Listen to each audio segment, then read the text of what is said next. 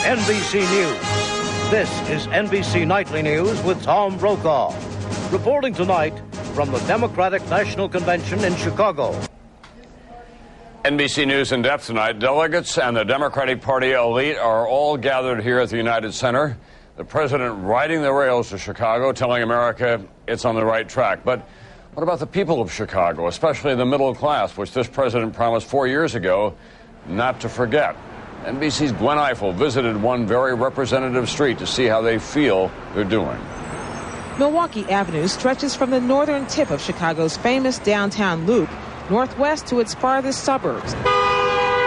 Travel along this spine of asphalt, and you'll see the city's heart.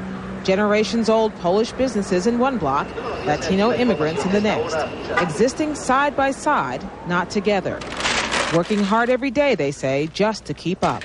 I'm sorry. Shelley Schneider-Bello owns a flower shop in a newly fashionable stretch of the avenue. I think I'm definitely better off. Modesto Senrad's Five and Dime store relies on recent immigrants for its clientele. You don't see very many welfare checks coming in, which means a lot of the people are working.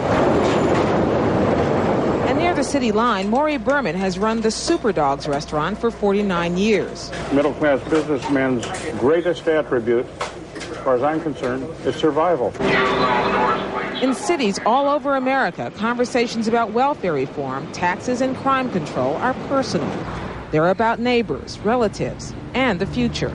The many faces of Milwaukee Avenue have changed over the years as Polish immigrants have been replaced by Spanish-speaking immigrants.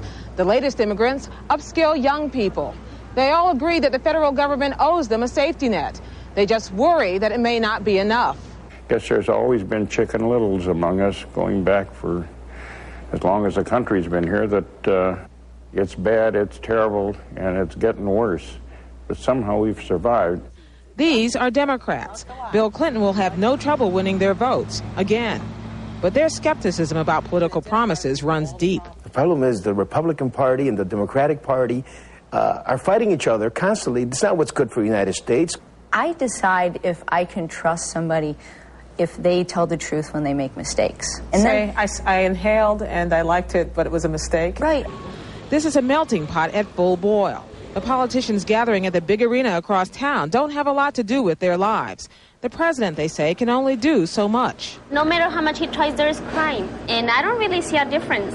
And that self-sufficiency is the solution. Everything depends on us. Because, you know, we have two hands, one bright mind, and we should employ this. In this community of strivers, government is still more friend than foe. And survival is the tie that binds. Gwen Ifill, NBC News, Chicago.